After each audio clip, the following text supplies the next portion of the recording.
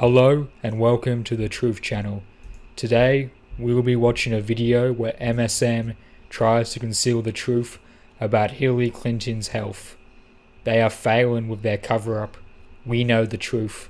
Hillary Clinton opened an already opened jar of pickles on Jimmy Kimmel Live to prove she's healthy. Well, I guess that settles it then. I've been completely debunked. Thanks for watching. Bye bye. But seriously, CNN says the whole issue is an unhealthy obsession propagated by conspiracy theorists and that we've been debunked. Conspiracy theorists have cooked up just about every condition for her. Listen to CNN's devastating debunking of conspiracy theories about Hillary's health. But said repeatedly she felt great. I felt fine. Her husband, Bill Clinton, echoed that, while slamming those fueling the conspiracies. A letter released in July last year from Clinton's internist of 15 years. Dr. Lisa Bardak describing Clinton as healthy.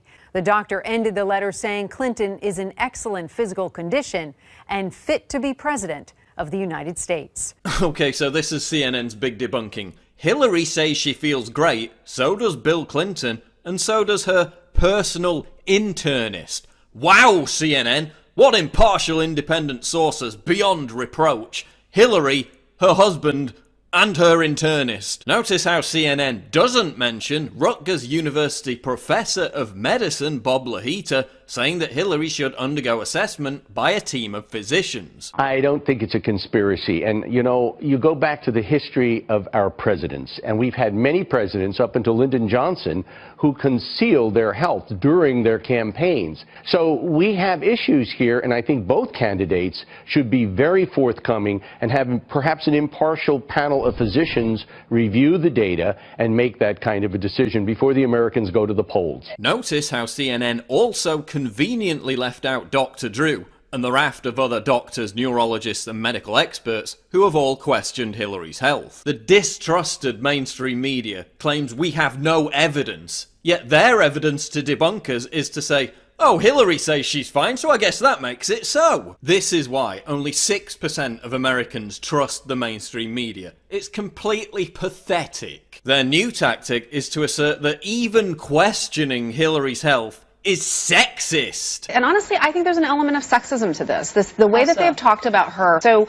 what's the idea here that somehow because she's a woman and she's a grandma that she's frail? Really? So was it sexist when the entire media obsessed about John McCain's health back in 2008? Is McCain simply too old to get elected? If it's John McCain's health we're talking about, and he's running for the highest office in the land, his health, with limits, becomes the public business. How concerned are doctors that this skin cancer may in fact return? Oh yeah, and why is CNN asking questions about Donald Trump's health? We all know that only crackpot conspiracy theorists and sexists do that, according to CNN. Sexism, sexism, sexism, sexism. When all they've got to fire back at us is empty ad hominems like sexist and conspiracy theorist, you know we've hit a nerve. Now a New York Times columnist wants Google to hide search results pertaining to questions over Hillary's health, because censorship is so progressive. Even as the establishment media desperately scrambles to run defense, the list of questions about Hillary's health is only growing. Why is she wearing winter clothing in summer? To hide medical devices? Why does she keep disappearing in the middle of a presidential dogfight to take time off? Why is she afraid of facing the press?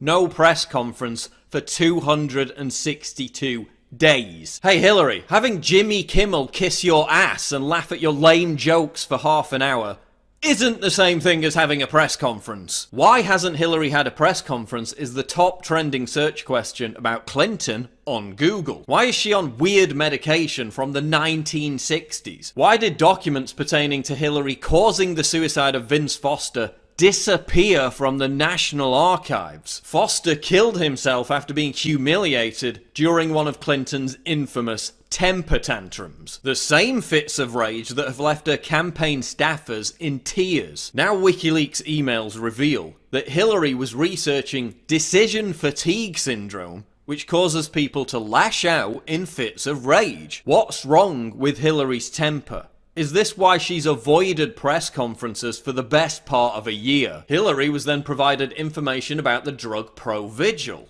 which is used to treat Parkinson's and sleepiness. The mainstream media won't raise any of these questions because they don't have any answers to them. Since my video went viral 3 weeks ago, the whole controversy has imploded. That YouTube video that you played that got so much traffic was from the account of Paul Joseph Watson. As far as I know, he's a writer for InfoWars. Conspiracy theories, they clearly cast a wide net as far as what kind of conspiratorial happenings they're willing to entertain. The standard for their journalistic integrity is not the highest, shall we say. The majority of American voters want Hillary's full medical history to be released.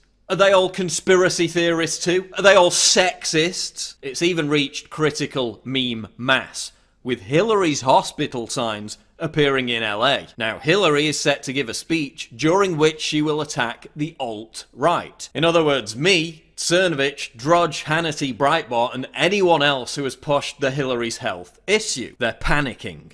They know something is seriously wrong with Hillary and that the pressure to have her health independently assessed is building. If they're not able to keep a lid on this by dismissing it as a conspiracy theory, by ignoring the concerns of top doctors and medical experts, it could torpedo her entire campaign. Make sure I'm alive. Oh my God, there's nothing there. There's nothing there.